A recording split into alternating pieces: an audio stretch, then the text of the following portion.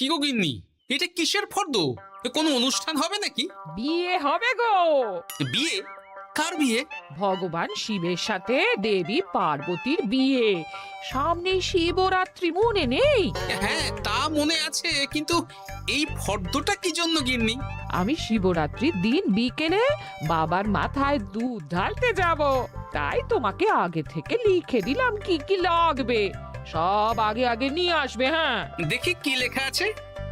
দুধ 1 সের, গঙ্গা জল, নারকেল, ঘি, মধু, দই, সন্দেশ, রসগোল্লা, আকন্দ ফুলের মালা, ধূপ, মোমবাতি, 108টা বেলপাতা, ধূত্র ফুল, নীলকণ্ঠ ফুল, লাল পাড় সাদা পাটের শাড়ি। ওরে বাবা, এত কিছু! হুম, এখন ওরে বাবারে মারে কিছু চলবে না, চলবে না। আর আগে থেকে লিখে দিয়েছি, আমি কোনো বায়না শুনবো না। হ্যাঁ, যদি না নিয়ে আসো তাহলে কিন্তু চলে যাব।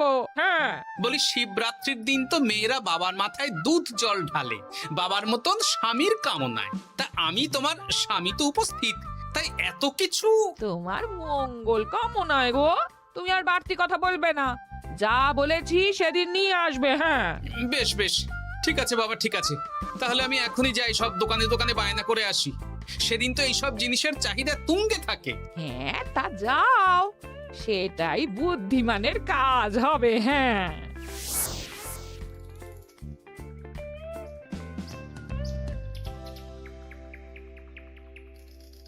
আরে এই তো পুটির বাবা, সকালে রাজসভায় গিয়েছিলে কিন্তু তেমন কোনো কথা হলো না। হ্যাঁ গোপাল দাদা, এখন কি যে করি। ঠিক আছে ঠিক আছে, আমি দেখছি কি ব্যবস্থা করা যায়, বুঝলে। ঠিক আছে গোপাল দাদা, একটু দেখো, বুঝতেই তো পারছো অভাবের সংসার। হ্যাঁ হ্যাঁ, কোনো চিন্তা করো না।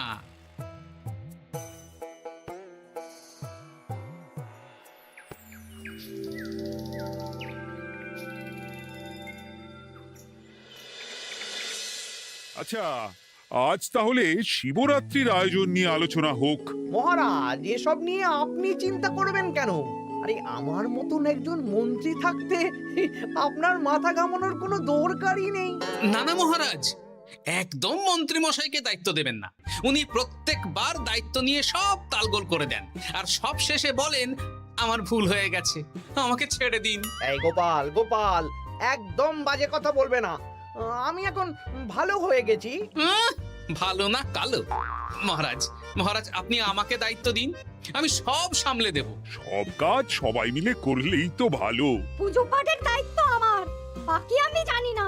সে ঠিক আছে, কিন্তু পুজোর জোগাড় অনেক দায়িত্ব, সব হিসেব করে কেনাকাটা করতে হয়। সবচেয়ে বড় ব্যাপার, তার জন্য সৎ হতে হয়। আমি কি অসৎ নাকি? আমি সব দায়িত্ব নেব। না, আমি নেব। আমি নেব। আমি। আহ, চুপ চুপ, একদম চুপ। গোপাল দায়িত্ব নেবে না মন্ত্রী, সেটা তো বিচার করতে হবে। কিভাবে বিচার করবেন মহারাজ? হ্যাঁ, একটা বুদ্ধির পরীক্ষা নেওয়া হবে। আমি এখন গোপালের চেয়ে অনেক বুদ্ধিমান হয়ে গেছি। তাহলে তো ভালো, তুমি গোপালের বুদ্ধির পরীক্ষা নাও। যদি গোপাল জিতে যায় তাহলে গোপালই দায়িত্ব পাবে, নইলে তুমি। ঠিক আছে, আমি এক্ষুনি প্রশ্ন করছি। হ্যাঁ হ্যাঁ, করুন করুন। হ্যাঁ, এমন কি জিনিস যা তুমি যতই খাও পেট ভরবে না? বাবা, মন্ত্রী কি প্রশ্ন করলে! গোপাল, বলো বলো বলো। এবার জমবে মজা। বেশ, তাহলে বলি। হ্যাঁ, বলো বলো। উত্তর হলো বাতাস। যতই খাও পেট ভরে না। গোপালের কি বুদ্ধি! ও মন্ত্রী মশাই, এই গোপাল তো প্রথম দানেই বাজিমাত করে দিল। হ্যাঁ, প্রথমটা তো সহজ ছিল। ঠিক আছে, এতই যদি বুদ্ধিমান হও তাহলে আরেকটা পরীক্ষা দাও। হ্যাঁ মন্ত্রী, বলো। এবার আপনারা একটু অপেক্ষা করুন, আমি আসছি।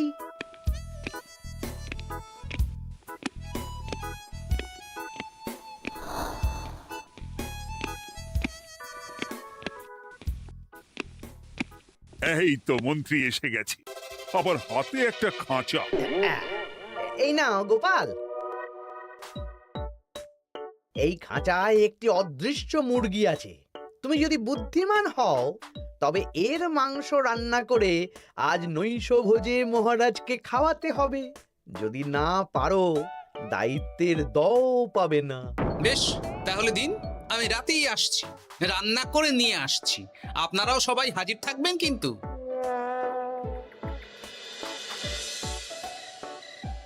এই সেরেছে, গোপাল যে এখনো এলো না। গোপাল নির্ঘাত ফেসেছে। এই তো চলে এসেছি। এ কি গোপাল, তুমি তো খালি হাতে।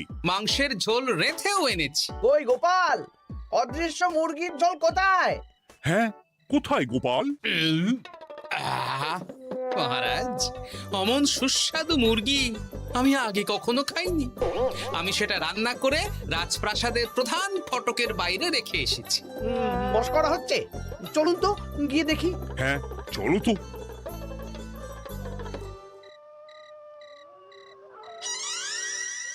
এ কি, এখানে তো কিছুই নেই, আমি তো দেখতে পাচ্ছি না। আমরা তো কেউ কিছু দেখতে পাচ্ছি না। কোথায় কোথায় মাংসের ঝোল? আরে মন্ত্রী মশাই, অদৃশ্য মুরগি রান্না করলে ঝোলটাও তো অদৃশ্যই হবে। আপনি দেখতে পাচ্ছেন না, মানে আপনার মনে পাপ আছে, নইলে আপনার চোখের সমস্যা। মহারাজ তো ঠিকই দেখতে পাচ্ছেন, তাই না মহারাজ? এই রে, গোপাল তো মোক্ষম জবাব দিয়েছে। হ্যাঁ হ্যাঁ, চমৎকার ঘ্রাণ বেরোচ্ছে। মন্ত্রী, তুমি দেখতে পাচ্ছ না কেন? ইয়ে না মানে ঠিক আছে, ঠিক আছে, পাচ্ছি, দেখতে পাচ্ছি। একটু ঝাপসা লাগছে, মনে হয় চোখ দেখাতে হবে। তার মানে গোপাল তো মন্ত্রী মশাইকে পরপর দুবার হারালো। আর একটা সুযোগ দিন মহারাজ, শেষ সুযোগ।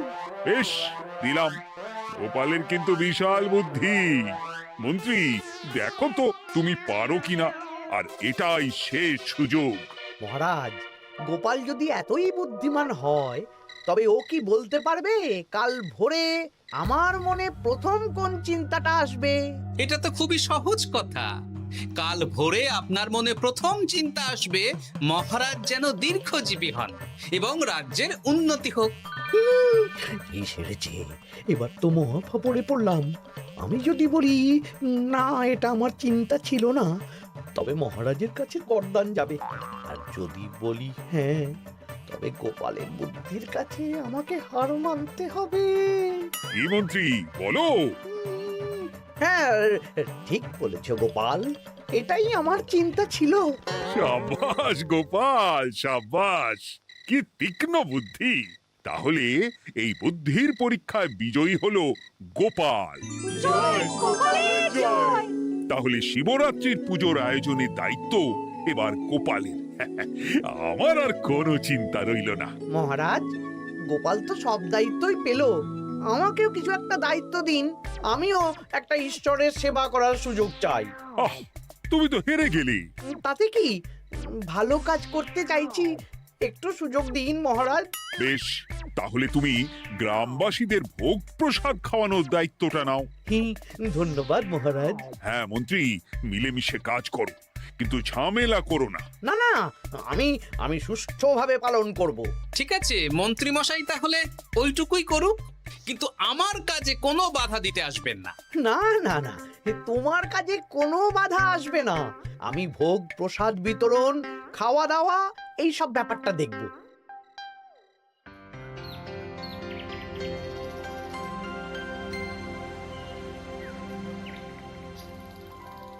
বলুন মন্ত্রী মশাই, সকাল সকাল ডেকে পাঠালেন।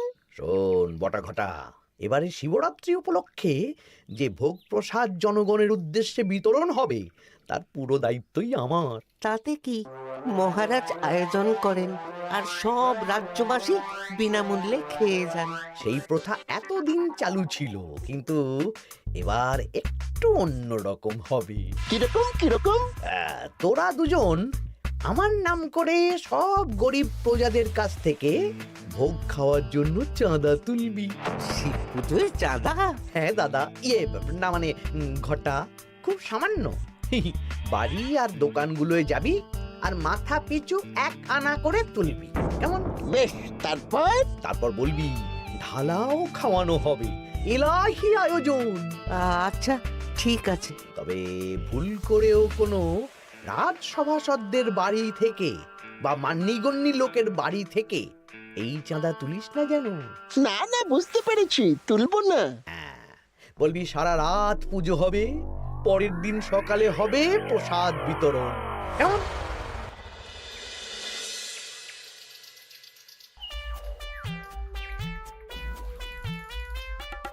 বলা, এবারে শিবরাত্রি উপলক্ষে যে পূজা হবে তার ভোগ প্রসাদ খাবে তো? হ্যাঁ হ্যাঁ, নিশ্চয়ই নিশ্চয়ই। এবারে সব দায়িত্ব মন্ত্রী মশাইয়ের, এলাহি আয়োজন। তা তোমাদের বাড়িতে কতজন সদস্য? আমি আর আমার গিন্নি দুজন। তাহলে দুয়ানা দাও, এক আনা করে দুজন। হ্যাঁ, আবার অর্থ দিতে হচ্ছে। হ্যাঁ, এলাহি আয়োজন, তাই এই সামান্য অনুদান। আচ্ছা বেশ, এই নাও দুয়ানা। চিন্তা করো না ভোলা, এমন খাওয়ানো হবে না। রাতের বেলা শিব পুজো আর পরের দিন সকালে জীব পুজো। বাবা বাবা বাবা, সব দোকানে দোকানে আমি যাচ্ছি, আর তুই লোকজনের বাড়ি বাড়ি যা। বেশ। রে, কত হলো? অনেক হয়েছে মন্ত্রী মশাই, এই দেখুন। বাবা বাবা বাবা, এক আনা করে নিয়েই তো থলে ভরে গেছে। হ্যাঁ, এবার হবে মাছের তেলে মাছ ভাজা। মহারাজও ভোগের আয়োজনের জন্য আজকে মোহর দিয়ে দিয়েছেন। তার মানে তো আপনার মুনাফাই মুনাফা, লাভই লাভ। আমাদেরকেও কিছু দিন। দেব দেব, এখনো কাজ বাকি আছে।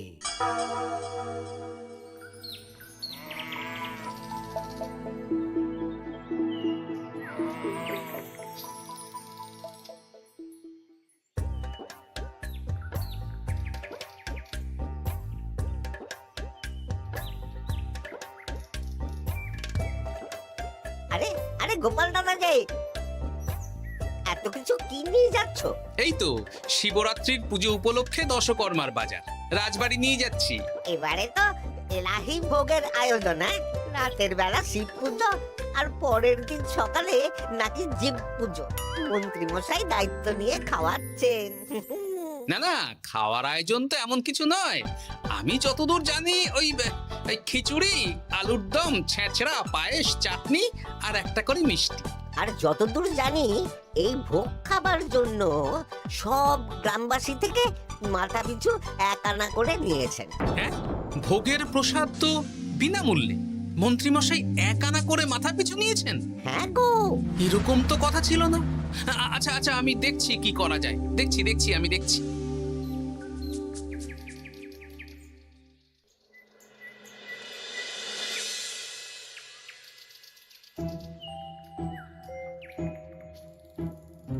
ভায়া, বলছি তোমার কাছে মন্ত্রীমশাই এসেছিলেন? হ্যাঁ, চালের বায়না করে গেলেন। তা কি চালের বায়না করলেন? খুবই সাধারণ চাল, আমার দোকানে সবচেয়ে কম দামি চাল বলতে পারো। সে চাল তো আমি পুজোর দিন পাঠিয়ে দেব বলেছি। আচ্ছা, কেনাকাটার রসিদপত্র? না না, সেসব হয়নি, শেষে দেব। শোনো, মহারাজের আদেশ, মন্ত্রীমশাই যে চাল বলেছেন তার থেকে 5 গুণ উৎকৃষ্ট মানের চাল দেওয়া চাই। যে চাল রাজা বাদশারাও খুব কম খান, সবচেয়ে দামি চাল। আচ্ছা, আর ডাল? ওটাও 1 নম্বর মানের সোনামুখ দেবে। বেশ। মন্ত্রীমশাই যা যা বায়না দিয়েছেন পরিমাণ এক থাকবে, শুধু জিনিসপত্রের মান বাড়বে। ঠিক আছে? আচ্ছা ঠিক আছে। আর একথা মন্ত্রীমশাইকে জানানোর দরকার নেই, শুধু মোহরটা ওনার কাছ থেকে আদায় করে নিন। যেদিন খাওয়ানো হবে সেদিন বিকেলে যাবে, মানে শিবরাত্রির পরের দিন বিকেল। বেশ।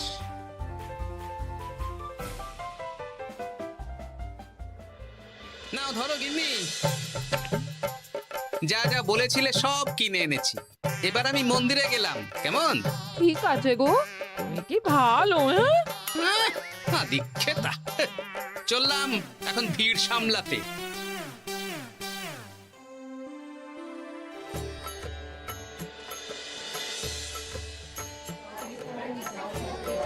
একটু সারিবদ্ধভাবে দাঁড়ান, আপনারও সুযোগ আসবে। বাবা কাউকে ফিরিয়ে দেবে না। দেখো মন্ত্রী, দেখো গোপাল কি সুন্দর ভিড় সামলাচ্ছে। ওকে তো এই জন্যই দায়িত্ব দেওয়া। হ্যাঁ, তাই তো দেখছি। ওম নমঃ শিবায়। হে ভোলানাথ, দেবাদিদেব মহাদেব সকলের কল্যাণ করুন। জয় দেবাদিদেব মহাদেবের জয়। হে ভোলেনাথ মহেশ্বর, মঙ্গল করো বাবা। জয় বাবা ভোলাদেব মহেশ্বরের জয়। তা তোমার শরীর এখন কেমন? এই তো বেশ ভালো আছি। সবই তোমার জন্য। তুমি না সাহায্য করলে ওই ওষুধ আমার পেটেই পড়তো না। না না, আমি তো নিমিত্ত মাত্র, সবই মহাদেবের ইচ্ছে। জয় বাবা মহাদেবের জয়। চলি গো। কাল ভোগ খেতে তাড়াতাড়ি চলে এসো।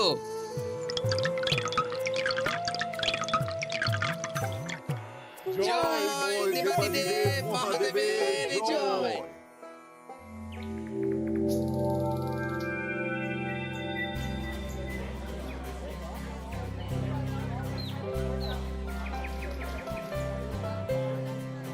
সত্যি মন্ত্রী মশাইয়ের ভোগের প্রসাদ পেয়ে মনটা ভরে গেল।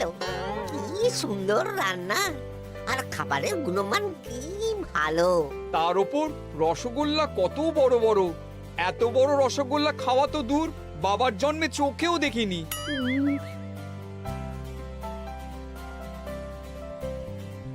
এই সেরেছে।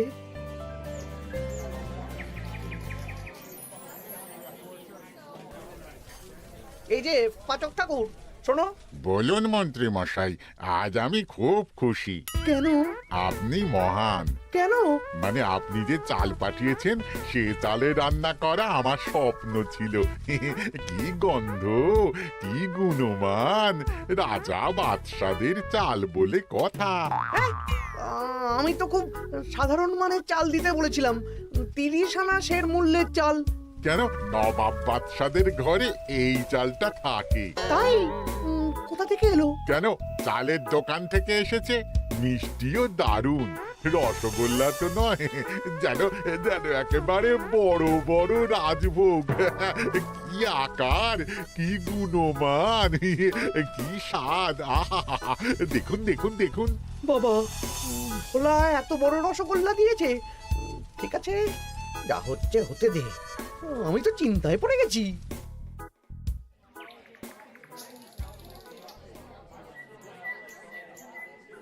মন্ত্রী, তুমি কি করেছো? তোমার নামে তো সবাই সুখ্যাতি করছে। না না, এই আর কি। আমি যা অর্থ দিয়েছি এই আয়োজনের জন্য তো তার চেয়ে 5 গুণ বেশি মোহর লাগবে, কিন্তু তুমি কি করে করলে? মন্ত্রীমশাই সত্যিই ভালো হয়ে গেছেন। দেখো গোপাল, দেখো মন্ত্রী সত্যি বদলে গেছেন। সবই তো জনগণের সেবার জন্য। কে জানে বাবা, কি গড়বড় হয়ে গেল।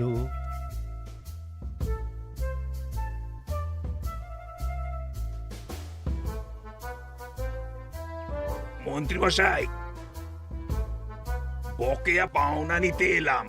আপনার মোট হয়েছে চালের 350 মোহর, মুগ ডালের 250 মোহর, আর মশলাপাতি 100 মোহর। হ্যাঁ, বলো কি?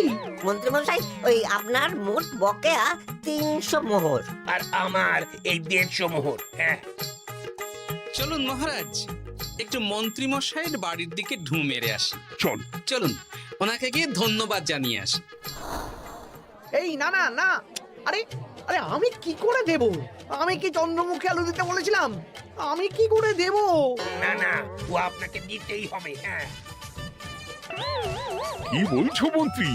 তুমি এত ভালো কাজ করেছো, এত বড় মুখ করে সকালে বললে যে সবই জনগণের সেবার জন্য।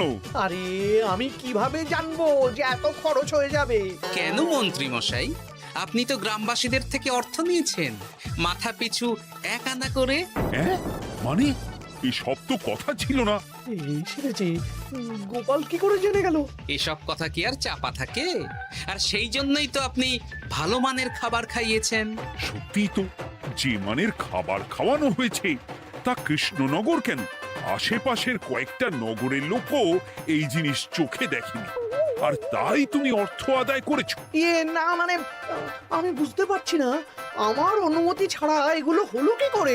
মন্ত্রী মশাই, বকেয়া পাওনা দিন, নইলে খারাপ হয়ে যাবে বলে দিচ্ছি।